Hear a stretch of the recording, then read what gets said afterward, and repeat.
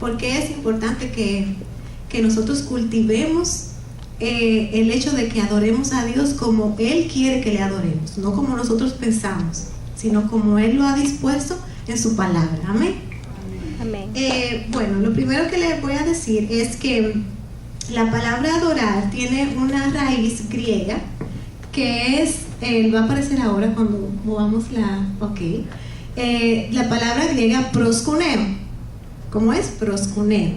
Y quiere decir besar la mano, hacer reverencia, un acto de tributar homenaje. Y esa palabra es la que aparece, o sea, en su raíz griega, en el famoso versículo que nosotros siempre hemos escuchado acerca de la adoración, que es Juan 4:24, que dice: Dios es espíritu y los que le adoran, ahí es proskuneo, ¿de acuerdo? En espíritu y en verdad es necesario que adoren. O sea que ahí eso implica el adorar, el hacer reverencia, un acto de tributar homenaje y besar la mano de aquel a quien adoramos. O sea, es como un acto de respeto y de temor reverente. Amén. Dice también que esta palabra también tiene una raíz hebrea que es shaka. Se pronuncia, la pueden ver escrita ahí, pero se pronuncia shaka, que quiere decir inclinarse, arquearse o doblarse. Eso es muy interesante porque usted dirá, ¿qué tiene eso que ver con, ¿verdad?, con adorar? De eso, aunque hay expresiones del cuerpo que la gente adora inclinando, arqueando su cuerpo o doblándose, sin embargo, esto tiene que ver también con inclinar nuestra voluntad, que eso es lo más difícil. A veces es bien fácil expresar con el cuerpo, pero nuestra alma sigue de pie, nuestro espíritu sigue de pie y no reverencia a Dios. O sea que aquí también implica, es un acto íntegro de cuerpo, alma y espíritu. Amén. ¿Vamos entendiendo? ¿Sí? Van conmigo. Ok. Por eso yo puse aquí que la adoración no se limita a música o canciones. O sea, lo que nosotros hacemos aquí es parte de la adoración, pero no es todo lo que significa adorar. Dice aquí que tiene que ver con postrarse ante Dios, no solo físicamente, sino que incluye una postración y entrega del corazón y de la voluntad. Y esa es la parte más difícil, cuando Dios te manda a hacer algo que tú no quieres hacer. O cuando Dios te pide que tú entregues algo que no quieres entregar. Eso es parte de la adoración también, pero es la parte más difícil. Hay un autor que se llama Andrés Birch, no sé si lo ven, pero que dice que adorar es responder a Dios, a todo lo que Él es, con todo lo que nosotros somos y tenemos. ¿Se entiende eso? O sea, responder a la persona de Dios, a su amor, a su presencia, a sus atributos, a cómo Él es, responder a Él con todo lo que nosotros tenemos y con todo lo que somos. O sea, que eso es una entrega como completa, total. Amén. Por lo tanto, adorar es un acto de obediencia y es un acto de entrega, es un estilo de vida que se debe practicar no solamente en la iglesia cuando nos reunimos y cantamos, porque es mucho más allá. Es todo lo que hacemos, decimos, pensamos que debemos, y con todo lo que hacemos, decimos y pensamos, es que debemos adorar a Dios. Esto quiere decir responder a Él, inclinar nuestras decisiones y nuestra voluntad. Amén. Vamos entendiendo hasta ahí, ¿verdad? Vamos a buscar en Génesis 22. Esa es una historia muy conocida, la vamos a leer bien rapidito, pero hay cosas que nos enseñan. Esa es la primera vez que aparece en la Biblia la palabra adorar. Es en Génesis 22. Dice, del 1 al 5, dice: después de todo esto, Dios puso a prueba a Abraham. ¿Se acuerdan de eso? Le dijo, Abraham, y él le dijo, aquí estoy. Luego Dios dijo, toma a Isaac, tu amado hijo, y ve a la tierra de Moria y ofrécelo como un sacrificio que debe quemarse completamente en la montaña que yo te indicaré. ¿Qué le parece eso? Bueno, a la mañana siguiente, dice, Abraham se levantó temprano, ensilló su burro y se fue con 2 siervos y su hijo Isaac. Cortó leña para usarla en el sacrificio y se fueron luego hacia el lugar que Dios le indicó. Al tercer día, Abraham alcanzó a ver a la distancia el lugar hacia donde iban. Entonces Abraham dijo a sus siervos: quédense aquí con el burro, el muchacho y yo iremos allá, adoraremos. Vean lo que dice, adoraremos. O sea, que él sabía lo que él iba a hacer, iba a ofrecer un sacrificio, y eso es parte de la adoración. Adoraremos a Dios y volveremos por ustedes. Ahí hay varias cosas interesantes. En este pasaje, Dios nos deja ver que adorar tiene que ver con la obediencia y con la entrega. Si yo hubiera sido Abraham, yo creo que yo no le hubiera dicho a Dios: yo no voy a hacer esto. Tú averígate qué más tú quieres que yo te entregue, pero eso no. ¿Verdad que sí? Yo lo digo abiertamente. Yo hubiera peleado con Dios, le hubiera buscado mil excusas, le hubiera dicho: pero ¿por qué tú me pides eso? Pero Abraham no hizo eso. Dice aquí que él fue obedientemente, cogió a su hijo y se fue a donde Dios le mostró. O sea, que él estuvo dispuesto a obedecer a Dios por encima de su lógica y por encima del amor que él sentía por su hijo. Porque él se podía haber preguntado: Dios mío, pero tú fuiste que me prometiste este muchacho. Yo lo he esperado por mucho tiempo, cuando mi esposa ni siquiera podía dar a luz, no podía quedar embarazada, y tú me lo das y ahora tú me dices que te lo dé. No entiendo, esto no tiene lógica. Y dice que él ofreció todo su tesoro más valioso delante de Dios. Y luego podemos ver, si se dan cuenta, un punto muy interesante, que él le dijo a sus siervos, lo leímos ahí: nosotros iremos, adoraremos y ¿qué? O sea que él sabía dentro de su corazón, él tenía como esa esperanza de que él iba a volver con su hijo. Si no, le hubiera dicho: y yo volveré, o los veré aquí. Pero él lo dijo en plural. Él dijo: yo voy a volveremos. O sea, mi hijo y yo volveremos. Él no sabía cómo Dios lo iba a hacer, pero él tenía en su corazón la certeza que algo Dios iba a hacer. Y eso también tiene que ver con la adoración. ¿Por qué? Porque Abraham conocía a Dios. Él conocía al Dios que él adoraba. Él sabía que eso no tenía lógica, pero en su relación con Dios él había desarrollado una confianza, y él sabía que en el fondo Dios iba a hacer algo. Y eso es parte de adorar, conocer al Señor, tener conocimiento de a quién nosotros le tributamos adoración. Amén. Amén. Entonces aquí vamos a ver qué más dice. A Dios se le adora por lo que Él es, por sus atributos. O sea que debemos conocerlo.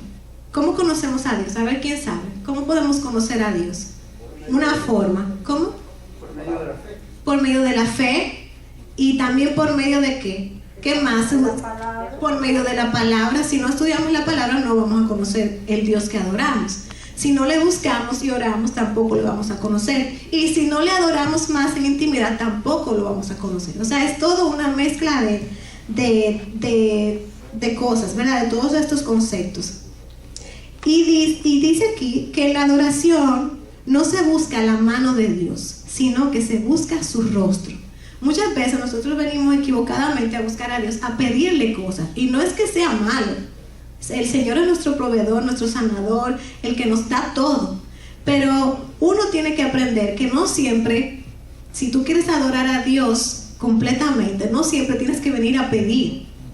Aún en medio de tu necesidad, en medio de tu situación, tú tienes que aprender a venir a darle a Dios, a pesar de que tú necesites algo de Él, y buscar su rostro, no su mano. Porque la mano implica dame, o sea, lo que tú vas a hacer, lo que tú me vas a dar, lo que yo quiero, lo que quiero que pase, el milagro que yo estoy esperando. Pero el Señor quiere que nosotros vengamos a adorarle buscando su rostro, no su mano. Amén.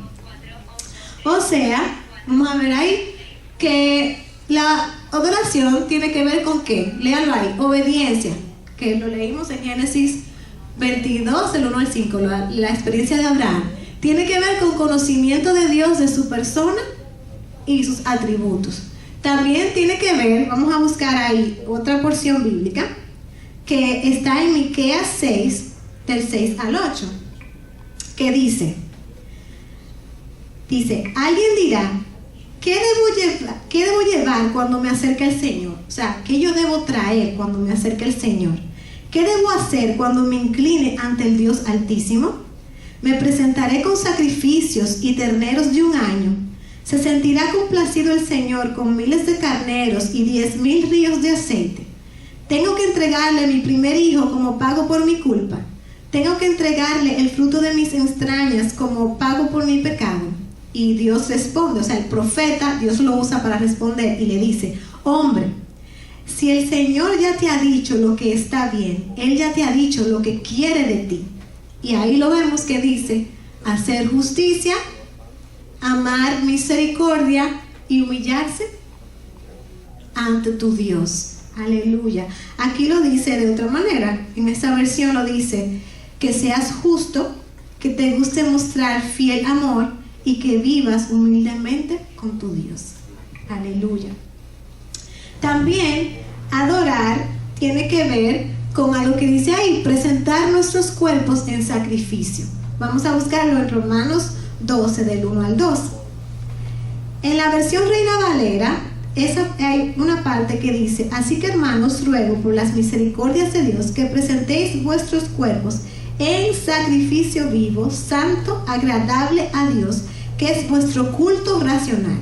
Usted dirá: ¿qué es eso de culto racional? O sea, uno se queda como que, ok, yo entiendo que debo entregarme en sacrificio vivo, santo y agradable a Dios, que es mi culto racional. O sea, tiene que ver con mi razón, con mi mente. Pero la versión Palabra de Dios para Todos lo dice más claro. Dicen: por eso, hermano, puesto que Dios nos ha mostrado tanta misericordia, les ruego que entreguen todo su ser como sacrificio vivo a Dios. Esa ofrenda, que es su vida, debe estar dedicada solamente a Dios para poder agradarle. Esta clase de adoración es la que realmente tiene sentido. Ven, o sea, ahí ya lo entendemos mejor. Dice: esta clase de adoración es la que realmente tiene sentido. Cuando nos entregamos completamente, entregamos nuestro cuerpo, nuestro espíritu, nuestra alma, todo lo que somos a Dios. Y yo me he preguntado eso: ¿puede la gente adorar en la iglesia y no adorar en su vida diaria? Sí, porque es muy fácil aquí, porque las canciones nos gustan, el ritmo es bonito, la letra es linda y estamos con los hermanos y podemos levantar nuestras manos y podemos expresar, o sea, eso es parte. Pero si su corazón no está envuelto en lo que usted está haciendo algo que es vano y que no va a tener ningún resultado. Amén. Entonces, vamos a ver.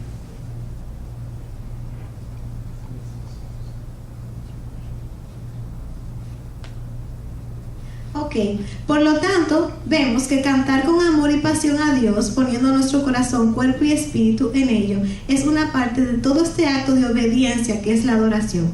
Por lo tanto, de nada nos sirve venir aquí, levantar nuestras manos y cantar si nuestro corazón no está incluido y si nuestras acciones en nuestra vida diaria son lejanas a agradarle a Dios. Tiene que ser un todo para poder ser los adoradores que Dios busca. La adoración debe ser como Cristo le dijo a la samaritana: en espíritu y en verdad. Y eso es importante saberlo, porque así como existe la adoración verdadera que se hace en la forma en que Dios le agrada o anhela de su corazón, existe también una adoración que es falsa. Si hay algo que es verdad, también va a haber su contraparte, algo que no es verdad o que no da resultado. Amén. Vamos a ver ahí, dice: la adoración falsa es aquella que se hace sin conocimiento o dirigida al objeto incorrecto o equivocado. O sea, hay dos vertientes de la adoración falsa. Usted puede hacerla sin conocimiento, sin saber a quién adora. Decir así: estoy adorando a Dios, pero usted no le conoce, no lo entiende, no sabe. Y también cuando se adoran objetos que no son los correctos, o sea, como imágenes, a personas. O sea, cuando usted pone a una gente por encima de Dios, también eso es una forma de adoración que no es real. Amén. Entonces, si vemos en Juan 4:22, que es un versículo muy conocido, que siempre nosotros hemos escuchado, dice que Jesús le dijo a la samaritana en ese encuentro, es una parte de la conversación que Jesús tuvo con la samaritana, y le dijo, ustedes adoran algo que no entienden. O sea, le está diciendo, mira, los samaritanos no saben, o sea, ellos creen que están adorando, pero ellos no saben lo que están adorando. Nosotros sabemos lo que adoramos porque la salvación viene de los judíos, le dice Jesús a la samaritana. O sea, que los samaritanos estaban, sin quererlo, ofreciendo una adoración falsa, porque no conocían a Dios. Y en la versión Reina Valera, dice, ustedes adoran lo que no sabéis. O sea que en una versión dice, no lo entienden, y en otra versión dice, no sabéis. O sea que todo se resume a que no lo conocen, no saben quién es el Dios que deben adorar. Entonces, hay 3 tipos de adoraciones falsas. La primera es adoración vana. Adoración vana. Esa podemos verla en Mateo 15:9. En Mateo 15, lo cogemos desde el 8, dice Jesús, le dice a los judíos, a los fariseos que estaban ahí, le dice, este pueblo me honra de labios para afuera, pero su corazón está lejos de mí. De nada les sirve que me adoren, porque todo lo que enseñan son normas de hombre. O sea que esta adoración iba dirigida al Dios verdadero, pero era vana y sin resultado, porque ellos enseñaban como el hombre, o sea, enseñaban cosas que Dios no había establecido. O sea, que le imponían al pueblo que tributaran, que se obligaran a hacer cosas que Dios nunca había dicho que hicieran. Entonces, una adoración dirigida por normas de hombre generalmente no produce ningún fruto ni ningún resultado. Aunque era al Dios conocido, porque eran los judíos que hacían eso, pero le faltaba otra parte, dejar las cosas del hombre y ponerse a hacer lo que Dios sí había dicho que hicieran. Entonces, vamos ahora al segundo tipo de adoración, que es falso, la adoración ignorante. No le estoy diciendo ignorante, por si acaso, pero es una adoración ignorante. ¿Ignorante qué quiere decir para ustedes? Falta de conocimiento. Una adoración de una persona que no sabe, que no conoce. Y esa la podemos ver en Hechos 17, del 22 al 23. Aquí Pablo le está hablando a los atenienses.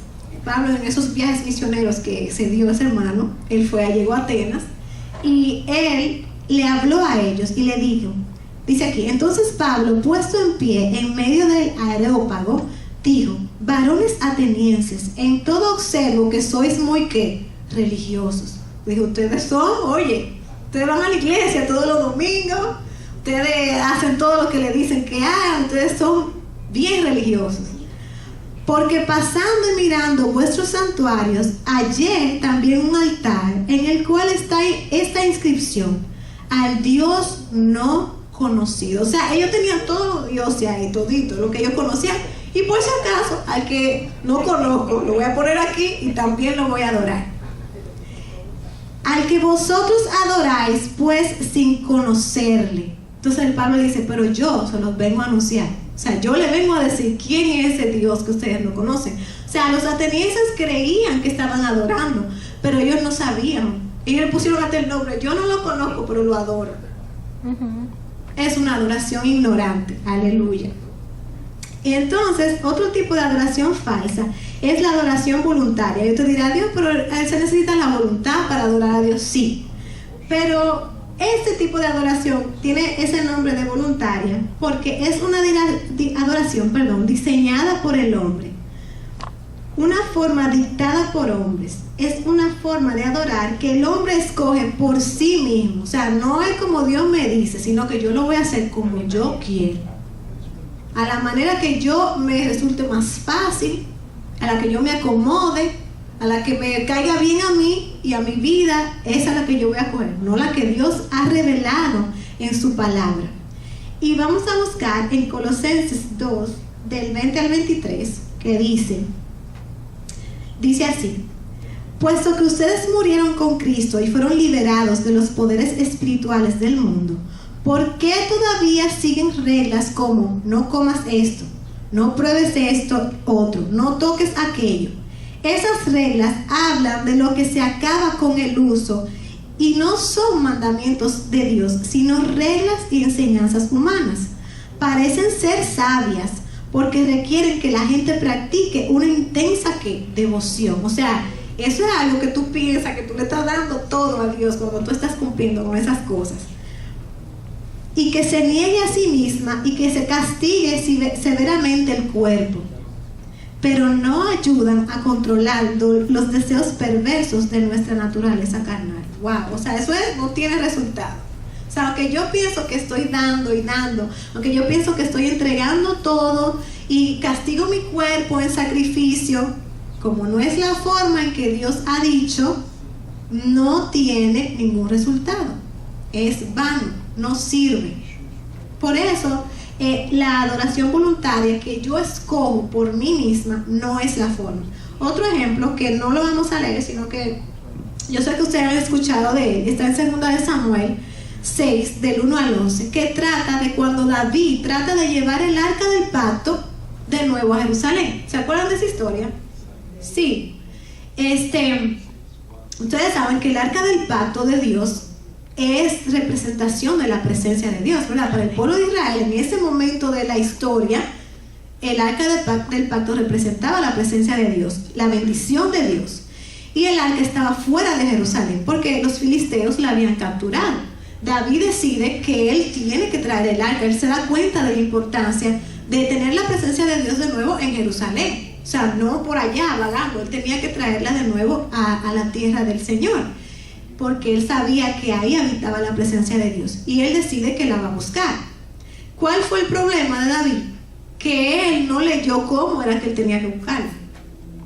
Él decidió cómo era que él la iba a buscar, pero no buscó en las leyes del Señor cómo era que el arca debía ser transportada. El arca del Señor, en las leyes que Dios le dio a Moisés, decía que debía ser llevada ¿dónde? Aquí, en los hombros de los levitas. De los levitas, no cualquier gente podía tocar esa arca. Nadie podía venir y decir, ¡ay, qué linda el arca! Eso estaba prohibido. O sea, eran los levitas que debían cargarle en el hombro. Pero David dice, no, yo quiero hacer una cosa, mira, una cosa esplendorosa, yo quiero hacer algo grande. Y va y dice, bueno, construyanle un carro nuevo al arca, un carro nuevo, y pónganla ahí, así que la vamos a llevar. Y él iba con una algarabía feliz trayendo el arca. Hay un momento en que el arca se tambalea en el carro nuevo, se va a caer, y una persona llamada Usa, que no era levita, ni nada por el estilo, él estaba ahí solamente, viene por hacer algo bueno, a agarrar el arca para que no se caiga. Y, pobre, se murió. O sea, y ahí David como que se asustó y dice, espérate, yo estoy trayendo una cosa, yo le tengo miedo a esto. Y la dejó en casa de Obed-Edom, dice la Biblia. Dice, no, yo no voy a llevar esto para Jerusalén, yo la dejo aquí. O sea, después de ese incidente, él se asustó. Y dijo, ay, Dios mío, ¿qué es lo que yo estoy haciendo? Y la dejó en casa de Obed-Edom, y dice la palabra que Dios bendijo la casa de Obed-Edom por estar el arca en la casa de ese señor. Después la historia narra que David vuelve a intentar llevar el arca, pero ahora de la manera correcta. Dijo, ay, que son los levitas que la tienen que cargar. Ahora sí. O sea que él aprendió la forma que Dios quería que él lo hiciera. Al principio él estaba haciendo con todo su corazón, toda la buena intención de traer el arca. Y él tenía amor por la presencia de Dios, pero no estaba siguiendo la forma en que Dios le dijo.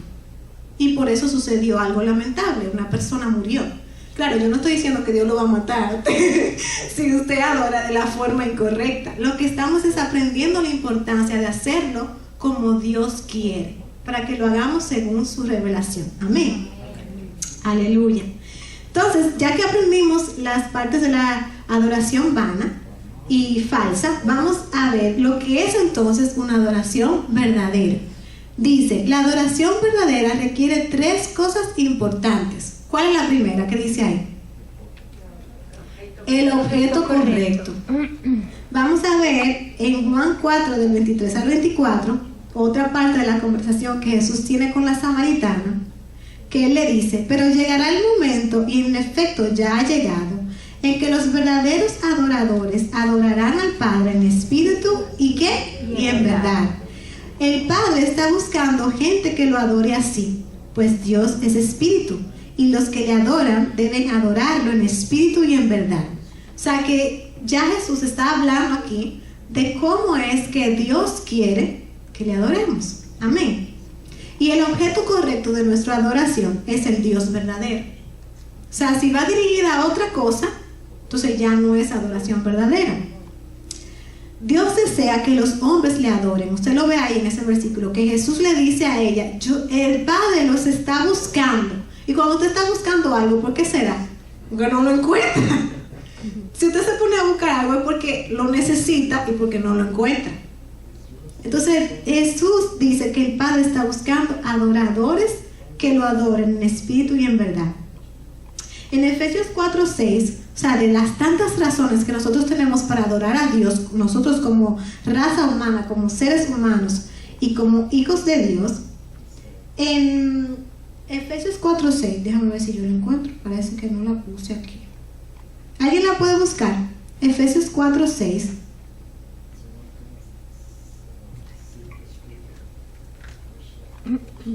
Vamos. ¿Cómo? Un Dios y Padre de todos, Ajá.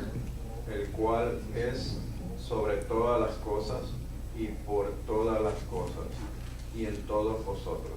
Amén. O sea, esa es una de las razones por las que nosotros adoramos, porque Él es el Dios y Padre ¿de quién? De todos, y está por encima de todas las cosas y de todo lo que existe y de todo lo creado. Amén.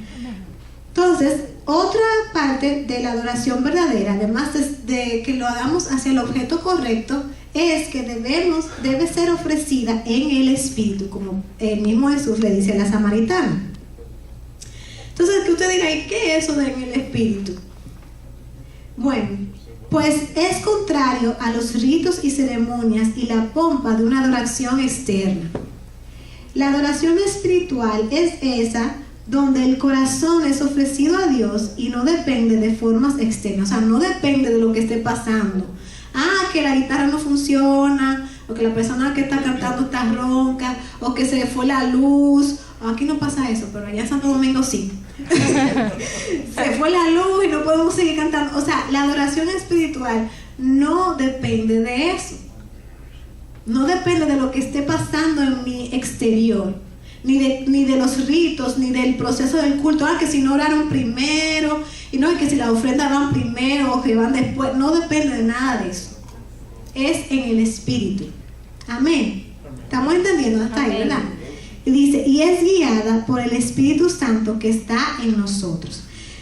¿Y por qué el Señor habla de esto? Miren, en el Antiguo Testamento, yo no sé si usted ha leído de cómo fue hecho el tabernáculo.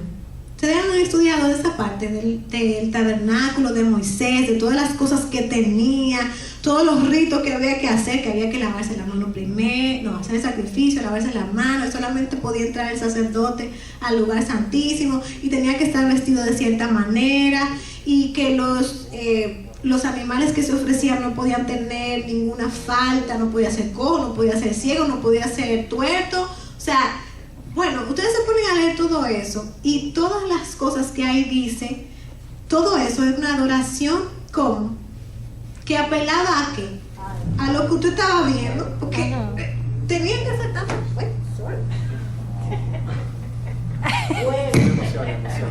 tenían que hacer tantas cosas en lo externo, que quién se iba a acordar. Y además el único que entraba al lugar santísimo era el sumo sacerdote. El pueblo se quedaba afuera, ellos no sabían nada de lo que pasaba ahí adentro. Ellos solamente veían toda la pompa, todo el procedimiento de matar el animal, de rociar la sangre. Pero la adoración que el Señor está buscando ahora, después de su sacrificio en la cruz, no tiene que ver con nada de eso. Entonces imagina usted trayendo un animalito aquí todos los domingos y el pastor teniendo que, ¡qué bonito! No, gracias. Entonces, en Hebreos 9, del 1 al 10, podemos ver todo esto, lo que significa ahora el que nosotros adoremos de la forma en que el Señor ha establecido. Dice, el primer pacto tenía sus reglas para el culto y un lugar de adoración aquí en la tierra, que era una carpa. El primer cuarto de la carpa se llamaba el lugar santo, donde estaba el candelero, estaba la mesa, el pan que se dedicaba a Dios. Detrás de la segunda cortina había un cuarto llamado el lugar santísimo. Allí estaba el altar de oro para quemar incienso y el cobre sagrado recubierto de oro, donde se guardaba el pacto antiguo. Dentro del cofre había un recipiente de oro con maná, la vara de Aarón que había retoñado y las tablas de piedra, donde estaban escritos los 10 mandamientos del pacto. Sobre el cofre, ubicado sobre el lugar del perdón, estaban los querubines que mostraban el esplendor de Dios. Sin embargo, ahora no es el momento de extendernos en estos detalles. Una vez colocadas estas cosas en su lugar, los sacerdotes entraban en el primer cuarto de la carpa para rendir culto a Dios, pero al segundo cuarto solo podía entrar el sumo sacerdote. Para entrar allí debía llevar sangre para ofrecerla por sus propios pecados y por los del pueblo, por los que el pueblo cometía sin darse cuenta de que estaban pecando. El Espíritu Santo quiere darnos una enseñanza utilizando estos dos cuartos separados. Lo que nos enseña es que mientras existe el primer cuarto, el camino al lugar santísimo no está abierto. Todo esto es ahora un ejemplo para nosotros que demuestra que las ofrendas y los sacrificios no eran capaces de purificar la conciencia de los que adoraban de esa manera. O sea, ellos lo hacían, pero eso no tenía ningún resultado, porque lo tenían que seguir haciendo por siempre. Estas ofrendas y sacrificios tenían que ver solo con asuntos de comidas, de bebidas y ceremonias de purificación. Eran solo reglas que servían únicamente hasta que Dios estableciera un nuevo orden. Esa es la cita de Hebreos 9, 1 al 10, que está así es como lo narra la Biblia, palabra de Dios para todos, más entendible. Ahí dice que esto eran reglas que servían hasta que Dios estableciera el nuevo orden, que vino ¿con quién? Con Jesucristo.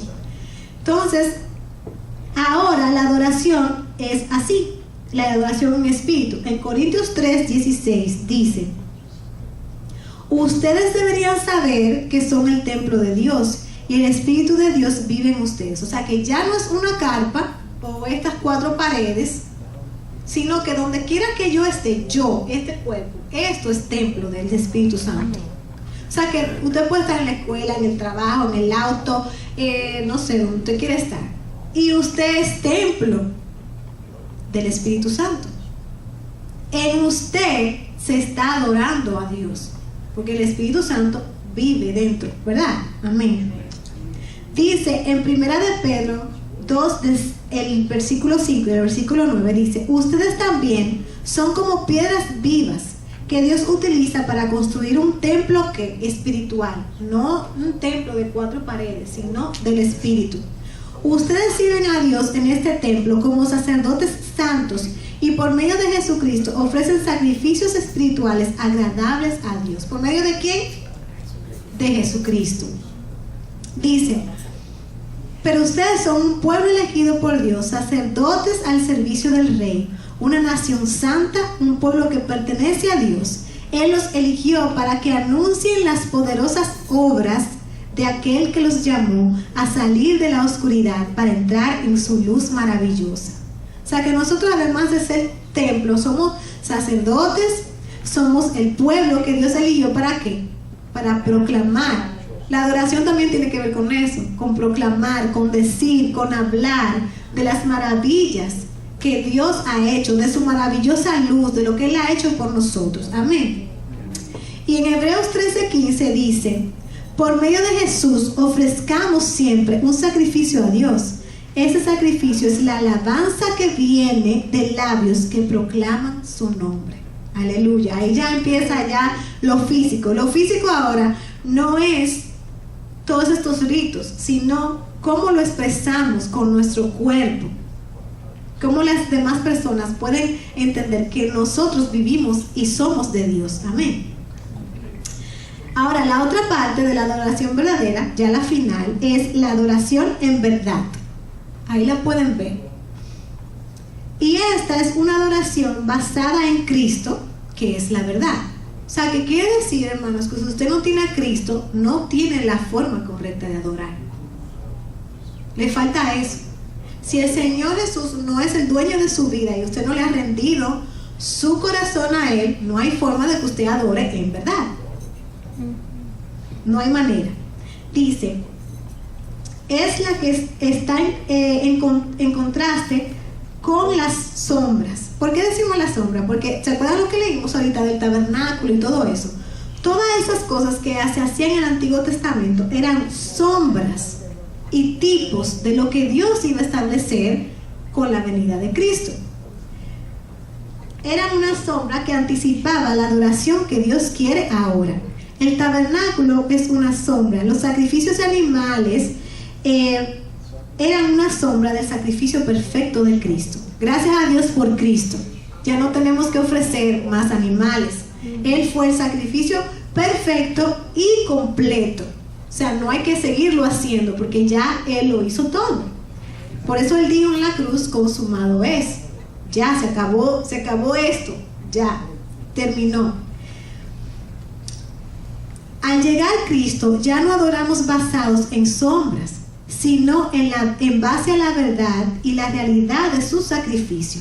Vamos a ver en Hebreos 9, versículo 9 y versículos del 24 al 25. Dice: todo esto es ahora un ejemplo para nosotros, que demuestra que las ofrendas y los sacrificios no eran capaces de purificar la conciencia de los que adoraban de esa manera.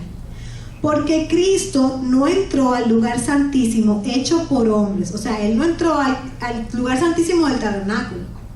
No fue ahí que Él entró. Que solo es copia, mira lo dice la palabra, es copia de lo verdadero. Sino que Él entró ¿a dónde? Al lugar santísimo del cielo. Y está presente allí, delante de Dios, para pedir a nuestro favor. Cristo se ofreció a sí mismo, pero no muchas veces como lo hace el sumo sacerdote aquí en la tierra. El sumo sacerdote entra al lugar santísimo una vez al año para ofrecer una sangre que ni siquiera es de él. Es una sangre ajena, una sangre de un animal. Pero Jesucristo, el sumo y perfecto sacerdote, se ofreció él mismo y ofreció su sangre una vez y para siempre. Amén. Dice también que Él es el único camino y el único acceso que nosotros tenemos a ese lugar santísimo es a través de Cristo. Lo dice en Hebreos 10, de 19 al 20, dice: entonces, hermanos, podemos entrar con toda libertad al lugar santísimo, gracias a la sangre que Jesús derramó. Jesús abrió, ¿qué? Un camino nuevo para nosotros a través de la cortina. O sea, eso se refiere al velo que separaba el lugar santo del lugar santísimo. Ustedes recuerdan que cuando Jesucristo murió, una de las tantas cosas que pasaron cuando Él expiró, ¿qué fue? Además del terremoto, se rasgó el velo. El velo original, literal, que estaba en el templo, se rasgó, queriendo decir, ya eso no va más. O sea, esto ya no nos va a separar de la presencia de Dios. Dice, Él mismo es ese camino nuevo y vivo, es decir, lo abrió ofreciendo su propio cuerpo como sacrificio. Aleluya. ¿Estamos entendiendo hasta ahí, verdad? Amén. Entonces, ¿cómo usted dirá? Bueno, pues eso está muy bien, pero ¿de qué forma yo puedo adorar a Dios? Bueno, pues hemos aprendido que lo adoramos por medio de nuestra obediencia. Lo adoramos al entregarle nuestra voluntad. Lo adoramos cuando aprendemos más de Él y lo podemos adorar con conocimiento, ¿verdad? Todo eso está dentro. Lo adoramos con nuestro estilo de vida. O sea, nuestro estilo de vida debe honrar a Dios. O sea, lo que decimos, lo que pensamos y cómo actuamos. También podemos ver que debemos adorarlo en espíritu y en verdad. Y que no puede haber nada por encima de Dios en nuestra vida. Y eso incluye hasta la iglesia. Mucha gente tiene el orden invertido. dicen la iglesia, Dios, el trabajo. Y es Dios, iglesia, trabajo. Y lo digo porque hay mucha gente que se envuelve en el ministerio y está activa en el ministerio y todo y muy adentro, pero no tiene comunión con Dios, porque no tiene tiempo. Pero Dios dice que es primero la comunión con Él y después lo demás. Amén. Entonces podemos ver 5 formas de adoración verdadera. Y vamos a Hechos 2:42. Eso ya es después que Jesucristo, esa parte de la Biblia de Hechos, es ya después que Jesucristo muere, resucita y asciende, que ya se quedan los apóstoles, ¿verdad? Trabajando con la iglesia, la nueva iglesia que está surgiendo, la iglesia primitiva. Y dice ahí, en Hechos 2:42, que las personas que se convertían por medio de la palabra que daban los apóstoles, dice que perseveraban en ¿qué? En la doctrina de los apóstoles, en la comunión unos con otros, en el partimiento del pan y en las oraciones. Todo eso es parte de la adoración. Ellos aprendían ¿de qué? De la palabra. Ellos tenían comunión unos con otros.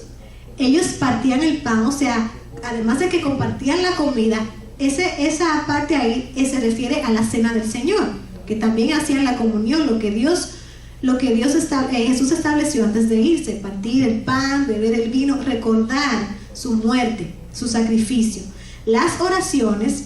Y luego vemos en Efesios 5:19 que hay otras formas de mantenernos en adoración verdadera.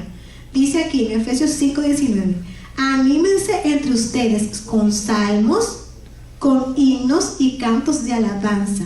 Canten de corazón melodías al Señor. Aleluya. Y en Colosenses 3:16 también dice: la palabra de Cristo mora en abundancia en vosotros, enseñándoos y exhortándoos unos a otros en toda sabiduría, cantando con gracia en vuestros corazones al Señor, con salmos e himnos y cánticos espirituales. Y todo lo que hacéis, sea de palabra o de hecho, hacedlo todo en el nombre del Señor Jesús, dando gracias a Dios Padre por medio de Él. Amén. Gloria a Dios. ¿Aprendieron algo nuevo? Gloria a Dios. ¿Cuántos están dispuestos a pedirle al Señor que nos enseñe a poner en práctica todo esto? Amén. Y que podamos ser adoradores como los que Él busca, en integridad, completo, no solamente una parte, sino todos. Amén. Amén. Vamos a orar. Señor, te damos gracias por tu palabra. Gracias porque tu palabra es espada de 2 filos, Señor, que penetra, mi Dios, a lo profundo, mi Señor, que nos renueva, nos transforma, Señor, nos enseña, Señor, nos da nuevas fuerzas, Señor. Gracias, mi Dios, porque tú has establecido en tu palabra cómo tú esperas, cómo tú deseas que nosotros te adoremos, que te entreguemos, Señor, todo lo que somos, Padre. En esta mañana, Señor, nos ponemos delante de ti. Te rogamos, Señor, que tú transformes nuestros corazones, Señor. Que tú quites, mi Señor, con tu Santo Espíritu, tú remuevas, Señor, todo lo que no es tuyo. Todo lo que impida, Señor, que nosotros podamos ser adoradores en espíritu y en verdad, Señor. Ayúdanos a doblegar nuestra voluntad. Ayúdanos a obedecerte, Señor. Ayúdanos a buscarte en medio de tu palabra. A buscarte, Señor, en tu presencia, para conocerte, Señor, para darte, Señor, una adoración con conocimiento pleno, Señor, para darte una adoración en espíritu, Señor, que no dependa de nada de lo que suceda a nuestro alrededor, Señor, para darte una adoración en verdad por medio de Cristo, Señor, reconociendo tu sacrificio, Señor Jesús. Gracias, Señor, porque tú abriste un camino nuevo y vivo, mi Señor. Gracias porque no hay nada que nos pueda separar de tu presencia. Señor, ese lugar santísimo, mi Dios, ahora es accesible a todos aquellos que te conocen, a todos aquellos que te proclaman como Señor. Ya podemos entrar directamente, Señor, a tu presencia y recibir de ti, Señor, sin ninguna ceremonia, sin ningún rito, mi Dios, sin ningún hombre que tenga que intervenir entre tú y nosotros, Señor. Gracias, mi Señor. Te adoramos, Señor, por eso. Te damos tantas gracias por todo lo que tú haces por nosotros. Porque no solo nos libraste del pecado y de la muerte, sino que tú querías y tenías la necesidad de tener comunión con nosotros. Ayúdanos a apreciar, Señor, ese gran sacrificio que tú hiciste. Ayúdanos a apreciar el hecho de que tú quieres tener comunión con nosotros, Señor. Que lo primero que busquemos en la mañana o en cualquier momento del día, Señor, sea tu presencia, mi Señor. En el nombre de Jesucristo te damos gracias. Amén. Amén. Amén.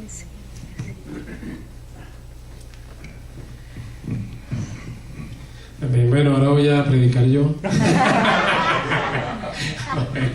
Bueno, de verdad, oye, gracias, Fátima. Fue una bendición. Creo que aprendimos bastante de lo que es adorar al Señor, ¿no? Que debemos adorarle en espíritu, en verdad, con gozo, con alegría, en nuestro día a día. No solo cuando venimos a la iglesia, sino en cada momento y en cada paso que damos. Amén. Entonces, bueno, que tengan una semana muy bendecida. Amén. Nuevamente, bienvenidos a todos los que nos visitan por primera vez. Y creo que no los han visto, pero Roberto, sus padres están aquí y su mamá está de cumpleaños hoy, así que cuando la conozcan, felicítenla también. Y bueno, gracias también a la hermana de Sara. Thank you for coming. You're more than welcome. Ok, y bueno, que tengan una semana muy, muy bendecida. Amén. Tienen las actividades, el lunes tenemos oración, mañana hay oración a las 7:30 aquí, el miércoles también es estudio que se hace, los viernes todos los jovencitos nos reunimos, ¿okay? Y luego los sábados también tenemos oración. Entonces, bueno, que tengan una semana nuevamente bendecida.